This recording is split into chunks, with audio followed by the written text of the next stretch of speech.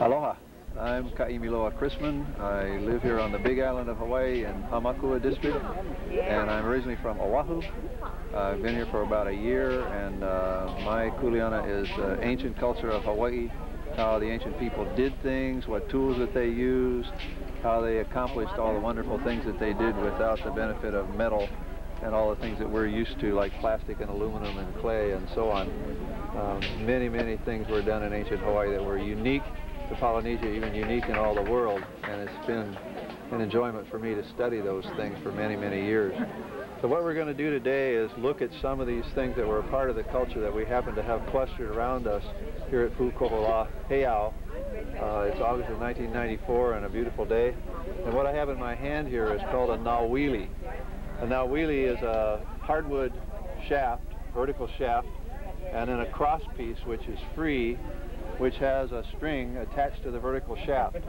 And by winding up the string and having a flywheel on the shaft, which provides weight and inertia, and then some kind of tip, this one is made from a real hard piece of shell, we can use this as a drill.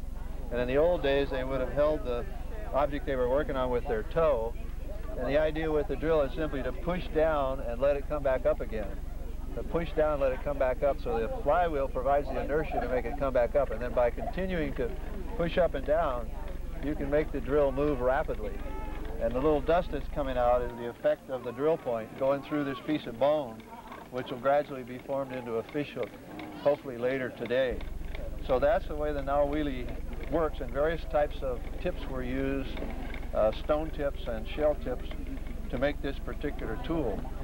This one over here is a nauwili that I made down in the Cook Islands just because I had the time to do it, by going to the beach with nothing and making this, just to see how long it would take to make. So I had to chip out stone tools, find a piece of hardwood, which was ironwood, which is very, very hard, find a suitable piece of coral, find a piece of what I would call fossil coral. It's really, really hard to make the tip with, grind the tip on very hard stones, make this cordage out of banana fiber, and then this other cordage is from coconut, although I didn't make it that day. I could have. There were coconuts washed up on the beach, and I could have made that fiber that way. So by making a hand adze, a chopping tool, I could chop and cut the ironwood, shape it down, cut the grooves in it, cut the groove up here, and then by making a fine pointed tool similar to this one here, but even more sharp, I could gradually punch my way through this piece of coral until I had a hole, and then work it out with shells and other stones until I had a round hole that would fit over this shaft, and then shape it with other stones at the beach, just rough volcanic rock, until I had the flywheel. This one is not very effective because it's thick and it's short, so it's not very effective, but it will work. Well, I got my flywheel falling off. At least there's a little piece of tapa or something in there to keep the flywheel from falling off, but it will work to a degree. It's not very good. We're having technical difficulties today. Anyway, it works. So we'll pass on to something else here. These are shark hooks. This is a finished hook. The old Hawaiians did fish for sharks, contrary to some of the stories you hear today. They certainly did fish for sharks because shark teeth were very important in weapons and tools, and the shark skin was used for abrasives like sandpaper and working wood, and also for the tops of drums. So a piece of wood or a root, the branch or a root of sometimes ohia, but more often kauae, was used often by shaping the branch and tying it, or even tying the branch in a knot, and then waiting years until it formed something that could be used as a hook that had continuous grain. The tip was usually made of whalebone or some other large bone, but in Hawaii the only large bone they would have would be whalebone that washed up on the beach. And it made a very effective hook for catching even large sharks. So that tools, if we could, somebody pass me one of the shark's tooth knives over there, and this one here is purely conjectural, but I think the ancient Hawaiians really did have a replaceable blade saw like this, where a little piece of wood, probably kauila, in this case koa, had shark's teeth set into it, and then it was put into a handle, because I've seen a crude handle like this that was found in a swamp in Kauai, and I've seen a piece like this in Queen Kapi'olani's collection and in books from Tahiti. So I think at least the Hawaiians and the Tahitians had tools like that, probably for cutting up large fish and plant substances. This is a shark's tooth knife. This is a mako tooth, and I have another one over there that's got I think a white tip tooth. This is more for cutting grooves, and the other one is more for carving, but the shark's tooth is very, very effective at carving. Here's the other one. This odd shape, this L shape, is what we would call in modern times ergonomic. It fits extremely well in your hand, so you've got great control. You're right up near the tip where you need to work. You've got great leverage, and it never slips. It's not like a modern knife where it'll slip in your hand and you have to have a hilt on the knife to protect you. So this you can use any way you want. You can use it this way or this way or this way, and you always have perfect control. And because of the very slight serrations that are on a shark's tooth, it's a fabulous cutting instrument. I mean, this is how wood, which is fairly soft, but it'll just carve this like a regular knife. So I really like to work with these things. They're quite effective. And over here are tapa stamps. This is a holder for the tapa stamps, like so. It's made of bamboo. And then these are the stamps. They're also made of bamboo, and the inside of the bamboo is softer, so that's the part that's carved, and then dye is applied to that. I don't know if we can see that very well, but the dye is applied to the stamp, and then that is impressed on the tapa, on a flat piece of wood, in serial fashion to make a repetitive pattern. It can be very, very striking. Those of you who saw the ceremony this morning saw people with these continuous patterns on their garments, and those were made with these type of stamps. But the point I was trying to make is there are two stamps here. One was carved with a very fine steel blade, and the other one was carved with that shark's tooth knife. And you really can hardly tell the difference. I mean, I'm enough of a craftsman, I think I can tell the difference, but I don't think most people would be able to tell the difference. Each are equally good as far as the ability of the stamp to function. So in the old times, those shark's tooth knives were used for all kinds of purposes, and very, very hard wood was carved, such as the ko'ae wood for making the shark's teeth. The kawila would have been used for this handle or to mount the teeth, and kawila wood would have been used for these beaters. So these are the main types of tapa beaters.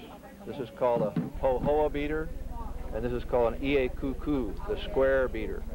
So this is more of a Hawaiian development. There were beaters like this in Tahiti, but they didn't carry them to the point of having patterns. They only had lines, very fine lines. And with that, you can make very fine, very beautiful paper-like tapa, which is what this is down here. But only when the Hawaiians developed this system of carving patterns into the beater, like these. This is called upena pupu, which means a net with little shells in it. That was a favorite pattern, and here's another one I don't know the name of. But the tapa was beaten out first like this, just like ordinary tapa from all over the world. That's the paper mulberry bark, called wauke in Hawaiian. And then it would be re-fermented to where the fibers were easily moved around and the paper could be beaten out very, very thin. And then the tapa was beaten down, and I don't know if we can see through this, but what it makes is a very thin areas and very thick areas, so it's like a reinforced paper, and it also takes dyes differentially. I haven't dyed this piece, but if we did dye it, all the thick parts would have a much deeper hue of the dye than the thin parts would. So if you were wearing it, it was very beautiful because the light would shine through it. It was very filamentous and filmy. It would flow like fine cloth, but it also had differential color in it and a lot of strength because of these thick places. So it was a very high technological development. It was the finest tapa anywhere in the world was in Hawaii, by far. They had many perfumes for their tapa and many incredible dyes for their tapa that other people simply didn't have. So they were way ahead technologically, even though they were way out here in the middle of the ocean, compared to a lot of other peoples, and particularly the other peoples in Polynesia with similar cultures. So that's a little bit about tapa.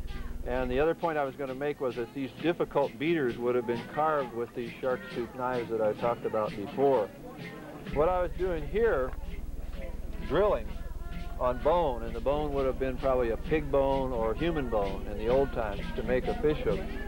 The bone also had to be cut with stone tools like this. And this is simply very hard stone, what people call today blue rock, or what the Hawaiians call ala. And by hitting that stone with another very hard stone, you can break off flakes. And those flakes were then used to make what are called basalt knives. And those sharp-edged pieces of basalt were used to saw the bone. So you can saw through bone to the point where you've got a deep enough groove that you can break it, and therefore form the basic shape of a fishhook blank. Then you went to these, which are called coral files. So you just take a plain old white piece of coral and rub it on some lava, some real rough lava, until you get a flat surface, or you flatten it down like this to an edge, or you can have a tapered one like this. Anything you want can be shaped very rapidly in coral. The coral is hard enough to cut bone. So by using the coral as a rasp, you can shape the bone down any way you want, and that's how fishhooks were made. When you're done shaping the fishhook, it needed to be polished. And the final polish and the real fine work making the barbs were done using these things. They're sea urchin spines, and they're really very hard. And they can be ground down to a fine little edge and worked into the fishhook to make the last little parts of the inside curve, or to make the barbs and so on fishhooks.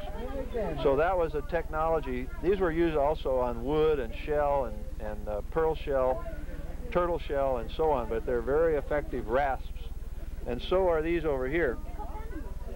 These are different types of abraders in different grits. So it'd be just like our sandpaper. If you pick up different pieces of lava and run your thumb over it, you'll find that some of them are very scratchy. They catch your thumb. They feel like sandpaper, and those are the ones you want for abraders.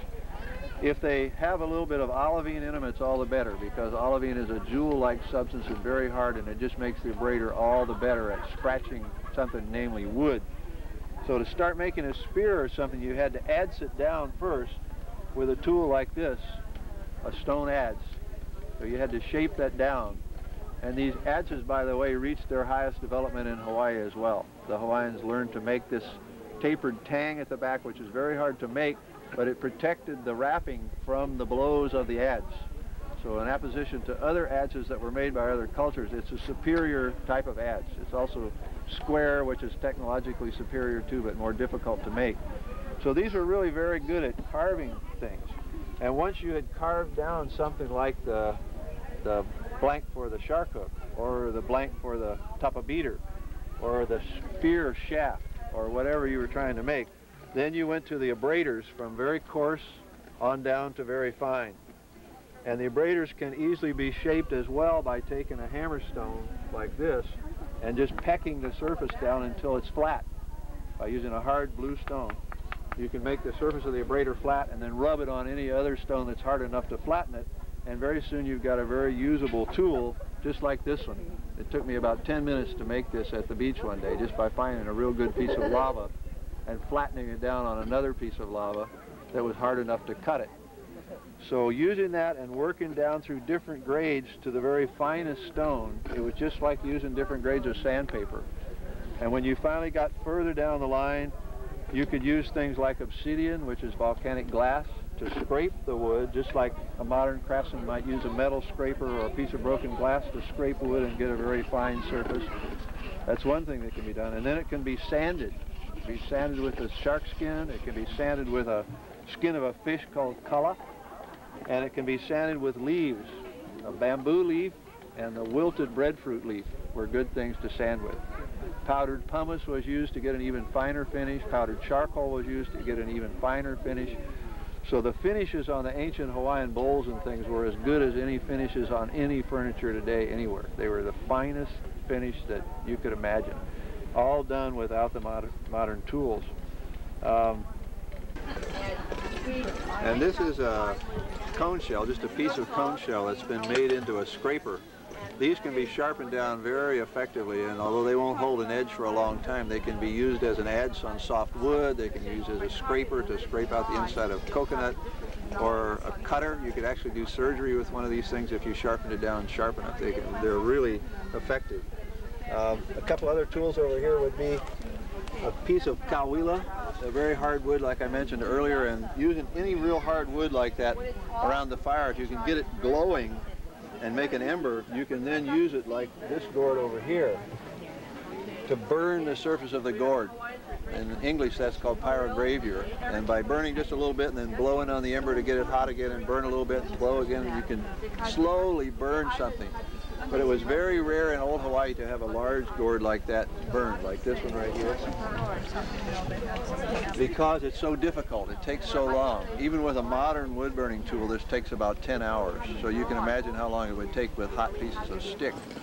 And later on, when they got metal, they would embed a nail in a piece of wood and then put that around the fire, maybe 8 or 10 of those, to burn a gourd. But still, these types of decorated gourds are really very rare. The little lover's whistle, which is called a hokiokio, was often decorated, but it's so small, and probably because it was associated with love and poetry and so on, it was common to decorate those, but not to decorate the other ones by that particular method.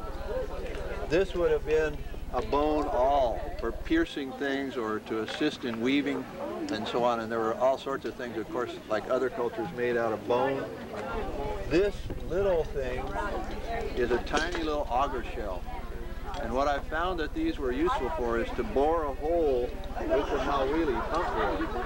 And what you end up with is a tapered hole, tapered on one side, and then when you turn the piece over, it's tapered on the other side. But by using these little hard shells that can be found on the beach in that hole and turning it, even in shell, hard shell, you can round out the hole and it'll look just like it was bored with a modern drill. It's perfectly round, just by that little technology.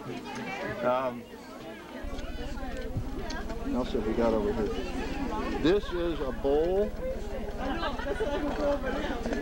and this kind of stone is unusual. It's what we call ula ula stone. It's very red, and if it's oiled or moistened, it'll look even more red. But this kind of stonework is done by a process called pecking, and what I like to do is to chip a hard piece of blue rock, chip down the end with another hard stone until I have kind of a point, or find one in a gulch where nature has done that work for me by heavy boulders falling off the side of the gulch and chipping stone. But I like a point like this if I'm going to make a bowl, because it'll work down into the hollow of the bowl to peck out the stone like so. And very slowly you can hollow out a bowl or make any sort of stone object by this process called pecking. So pecking was used very commonly to make poi pounders and all sorts of tools, weapons, game stones, and so on. And I'll show you a little bit more of that in just a minute. The other process of stonework was called flaking, and that was done with a hammerstone, a very hard blue rock like this, ala, and another flakeable rock. It doesn't have to be quite as smooth and hard, but by striking this stone really hard, a real snap-like blow at about 30-degree angle, you can throw off flakes. And what I've done here is to make what would be called a hand adze. That was the kind of thing that I made when I made that drill that I told you about earlier, the nauwili that I made just by hand. So the flaking was also used to flake down stone into a blade-like shape like this, and that would be something like you'd use to split timber. And then when the flaking got even more refined, they got down to the point where they were flaking out these rectangular shaped pieces that we call adze heads, and these were then ground down. So there's an awful lot of grinding involved on this very hard rock to make a fine edge. These adzes had edges as good as our modern axes do. They just wouldn't hold an edge as long, but they're beautiful blades. Another thing that the Hawaiians had were these swivel adzes, which the canoe makers had, and I don't think any other culture had this.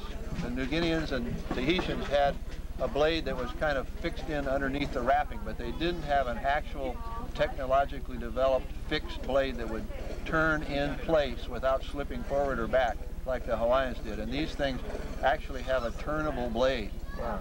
We don't even have anything like that today. I mean, you can't go down to Ace Hardware and buy a turnable blade. So they could stand up on the hull of the canoe and shape the left side or the right side or the bottom of the canoe all from one position just by turning the blade of the adze. So again, it's another high-tech thing that they had here in Hawaii.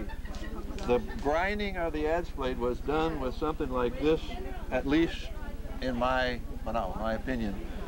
What I use is a porous type of lava like this. It's got little pukas in it, little holes in it, and on that is put just a little bit of green sand.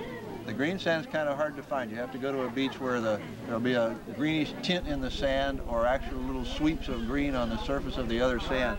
But the reason it's green is it's olivine, and olivine is a jewel-like substance with a hardness of about 7 on a scale of 10.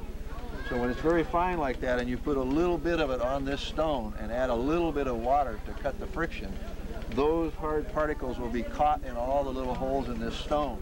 And then when you grind a blade on that, what's actually doing the work is all the hard little crystals that are caught in this soft stone. So you put a little pressure on. Now this, I'm just using this as an example. If I was actually doing this, I'd have it down on the ground in a little hollow in the dirt so it was solid, or I'd hold it between my feet, and I'd put a lot of pressure on this while I was grinding. But that's the way the adze blades or anything else that had to be ground was ground down. At least that's the way I do it, and I believe that that's the way they did it. Some of the beautiful grinding stones that are seen at Bishop Museum and things that are perfectly smooth may have been used in that way also, but were more likely used as sharpening stones. They were in the stream or wherever they were working.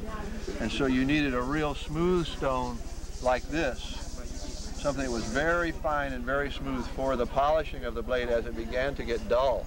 So you're not really shaping the blade, you're just sharpening the blade with a real fine stone, just like a modern craftsman would use a very fine stone to sharpen a fine metal tool.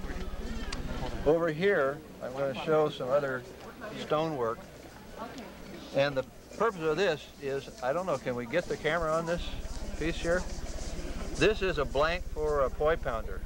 And it's been made by taking a heavy hammer stone, a very heavy hammer stone, sinking that stone down in the ground where it's very solid and won't break, and then literally taking a two-handed blow and hitting it just as hard as you can, trying not to hit your knuckles, and knocking off flakes.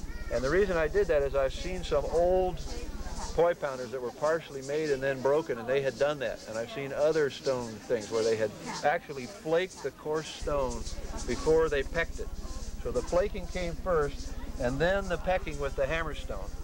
So once this was shaped, then it's just pecked like this, and it seems like it would take forever to make a poi pounder. But if you look close, you'll see a lot of dust coming off of there, and that's the process called pecking. It takes a long time to bruise that stone off and get somewhere, but what's happened over here is to do just that. If I can move myself over here a little bit. These are things that I've made stone on stone just to see how long it took, and I'm not an expert like an ancient Hawaiian would have been. I'm a malahini, babe in the woods compared to them. This is more what would be called a pikoi. It's a tripping type stone, and the key with anything like this is to search the beach area or the gulch until you find a stone that looks like what you want to make, that doesn't have flaws in it and has an even grain all over. And that's hard. I mean, I might have probably looked through 20,000 stones on various occasions before I happened to find this one that was shaped like I wanted it. But once it's shaped like you wanted it and it doesn't have any flaws, it only took me about 2 hours to peck and finish off this weapon. This is a head of a weapon called a neva. It's made of very hard blue rock, and it was made entirely with this stone here. This is an even harder piece of blue rock. Nothing else was used to make this except this stone right here. And by slowly pecking this, it's very hard. You can hear the sound, just like a bell. It's very hard, and almost no dust comes off when I hit it. It took 27 hours to peck out this shape, very slowly, a little each day. Just the whole thing, from scratch to here, was 27 hours. And then 4 more hours with the grindstone to fairly well grind down these faces. The old Hawaiians would have probably ground it down even more than that. So there's 31 hours in this stone. But the more common things like this, which were squid lure weights, where a cowrie shell was set on top of this weight to attract the squid, the octopus. This one is made of very hard blue rock, and it took me 3.5 hours to make stone on stone. This one my wife made, Kehao, took her probably about 1.5 hours because the stone was already in good shape. And these are game stones called ulumaika. And that was a disc-like game that's unique to Hawaii also. The other cultures had rolling games, but the Hawaiians really developed this. This simple one, I found a good stone, and it took me only 1/2 hour to make. This is more typical, a little harder stone, and that took about an hour and 50 minutes. And this one is made out of the real hard blue rock, super hard, and then ground down. And that took about 6 hours, about 4 hours to peck it and a couple more hours to grind it. But this is the kind that they would bowl one against the other, trying to break the other man's stone, and would bet everything they had, their house, wife, canoe, their life, their bones, everything sometimes. Here is a sling. The sling stone is like what I call a pregnant football, and it's very aerodynamically efficient, and these were deadly. In the old times, this was what they were using in place of our guns. They were firing away at each other with slings. So this was put into a cup-like thing like this on a piece of heavy coconut cordage. And then by putting this behind you and letting go, you could swing this around your head very rapidly, sometimes with 2 hands, and then let go of one side, and this stone would go flying out very accurately. So one of the eyewitness reports from back in 1823 says that it just says very matter-of-factly, the warriors that are specialists in slinging are very good. They can hit a small stick 4 times out of 5 at 50 yards. There's another report from Tahiti where they just had games with this stuff, and it says, it's not uncommon after the games to find sling stones embedded in the bark of trees at 200 yards. Now imagine sinking something this size in the bark of a tree at 200 yards. So think what it would do if it hit a human being during the fighting, which they were going back and forth in showers when they were fighting. They were just throwing these things at each other by the hundreds. Well, that's enough of the stonework. We'll talk briefly about the gourds. This originally is an instrument. It's unique to Hawaii. It's called ulili. It was used in hula, originally without any seeds inside, and later with seeds inside. And it's really a technological instrument. There wasn't anything else like this anywhere in Polynesia. And if you think about it, it's a wheel and axle. This is a wheel and axle. So even though they didn't have any cows and horses, if they had them, I'm sure they would have invented wheels on their own. But it's really pretty neat thing, which again works on the principle of 2 flywheels. And these 2 flywheels originally would have been 2 gourds with another gourd in the middle. And that leads us over here to these other things, and these are all Hawaiian gourds. Hawaii probably had the highest development of gourd culture anywhere in the world, and they supposedly had 120 varieties of gourds, which I have no doubt of. But they were used for all kinds of things. The neck would be used for a funnel, like this. Little gourds, or the top of a gourd, would be used as a cup for medicines, or to feed a child, or to mix up dye and paint, and so on. Tiny little pieces also would have been used for tattoo dyes and things like that.